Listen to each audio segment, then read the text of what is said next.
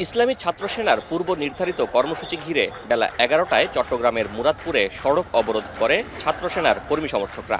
এ সময় তাদের সড়ক থেকে সরে যেতে বলে পুলিশ, কিন্তু আন্দোলনকারীরা রাজি না হওয়ায় তাদের ছত্রভঙ্গ করতে টিয়ারশেল ও সাউন্ড গ্রেনেড ছোড়ে পুলিশ। যোগ দেয় সেনাবাহিনীও। শুরু হয় ধাওয়া পাল্টা ধাওয়া ও সংঘর্ষ। আহত হন বেশ কয়েকজন। বিভিন্ন ভবন, বিপণী বিতান ও দোকানে আটকা পড়েন অনেকে। পরে তাদের উদ্ধার করে আইন শৃঙ্খলা বাহিনী। বান্ডেল থাকলে প্রতি সেনমানিতে টাকা বাঁচবে। বিকাশ সেনমানি বান্ডেল কিনে জিতুন প্রতি লেনদেনে। পুলিশ জানায়, দীর্ঘক্ষণ অবরোধের কারণে বন্ধ হয়ে পড়ে নগরীর প্রধান সড়ক। দুই পাশে আটকা পড়ে যানবাহন। তাই জনভোগান্তি কমাতে সড়ক থেকে তাদের সরিয়ে দেওয়া হয়েছে। তাদেরকে আমরা অনেক বুঝাইছি, বাট তারা বুঝতে চায় না। এক ধরনের হিংস্রতা দেখাচ্ছে। তো সাধারণ মানুষের দুর্ভোগ আর আমরা দেখে থাকতে পারি না। প্রায় 1.5 ঘন্টা আমরা ওয়েট করছি।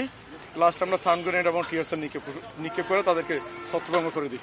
প্রায় 1 ঘন্টা সংঘর্ষের পর মুরাদপুর রেল ক্রসিংয়ে অবস্থান নেয় আন্দোলনকারীরা। ধাওয়া দিয়ে সেখান থেকে তাদের সরিয়ে দিলে জামিয়া সুন্নিয়া মাদ্রাসার দিকে চলে যায় তারা। পরে সেখানে আরেক দফা সংঘর্ষের ঘটনা ঘটে। এ সময় আটক হন বেশ কয়েকজন।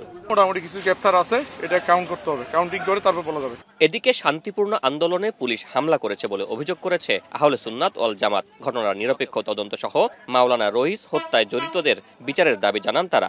শান্তিপূর্ণভাবে 9টা থেকে 12টা পর্যন্ত যে অবরোধ কর্মসূচি, সেখানে আমাদের ছাত্রদের উপরে টিয়ার গ্যাস নিক্ষেপ করা হলো, আমাদের ছাত্রদেরকে মারা হলো, অ্যারেস্ট করা হলো, এটা তো হতে পারে না। এদিকে একই দাবিতে ঢাকা চট্টগ্রাম মহাসড়কের কুমিরা ও ভাটিয়ারিতেও সড়ক অবরোধ হয়। এছাড়া বাঁশখালীতেও কর্মসূচি ঘিরে আইন শৃঙ্খলা বাহিনীর সঙ্গে সংঘর্ষে জড়ান আহলে সুন্নাত ওয়াল জামাতের কর্মী সমর্থকরা। শোয়েব রহমান, এখন, চট্টগ্রাম।